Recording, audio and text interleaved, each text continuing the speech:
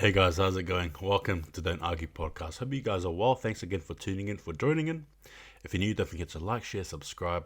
Before I get into this very special series, hit that intro.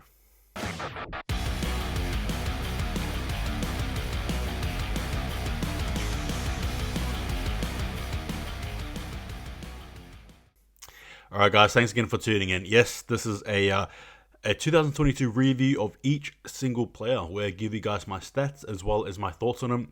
And then I end it with a bit of a grading as well for him. Albeit it might be controversial, you may or may not like what I have to say about your player, your favorite player for the Fremantle Dockers. But in saying that, it is what it is. I make no apologies. I see it from my lens. Anyway, without further ado, we'll go straight into it. Alright guys, so the first special guest here is Travis Colyer. I hope I did not butcher his name there. So Colyer played a handful of games. He played 18 games for us. Obviously, he plays as a medium forward. In terms of AFL fantasy points, he averaged 50, and basically this is what his stats were basically, per game, roughly. So disposals was 11.2, which is actually average. He had 8.2 kicks, which is above average. 3 handballs per game, below average. 3.5 marks per game, which was above average. He had 1.7 tackles, which is below average, as well as 0.5 goals. And for him, that was an average thing.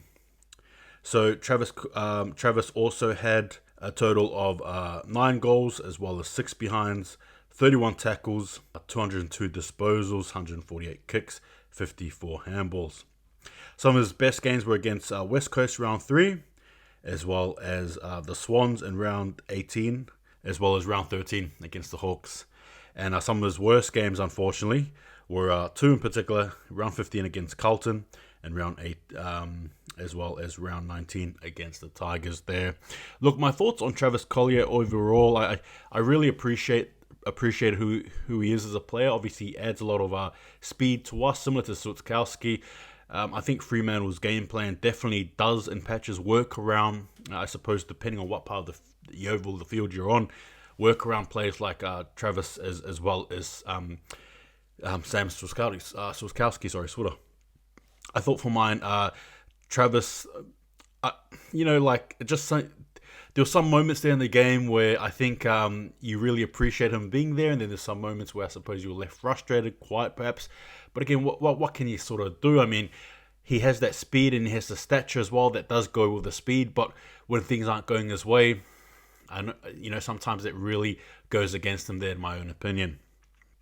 But overall, I was actually pretty impressed with Travis. I thought that this year was definitely a bit of a jump for him, I think. And he seemed to be a very determined player, I think. And you could tell he was out there for a reason, and obviously, again, trying to play very well. And he did, in my opinion, anyway.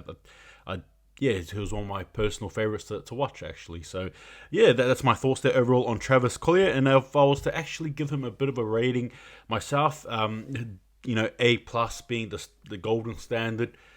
I suppose D minus, depending on how low you want to go there, just being absolute toilet water, to be fair with you, for lack of a better statement word, whatever you want to call it. I thought for mine, he was actually I'll give him a ranking of a C plus. I think C plus for mine is what I'll give Travis Colyer. I thought, he wasn't too bad. There was moments there when he was good, very good actually, but there was patches there where he wasn't, he was okay at best, and obviously again the odd game where it wasn't too good at all. But in saying that, I think he's been coasting pretty well, and again I think C plus for mine, not too bad actually. But yeah, that's my thoughts there. Anyway, tell me your thoughts on my ranking, and take it easy. See you guys next time, and just remember,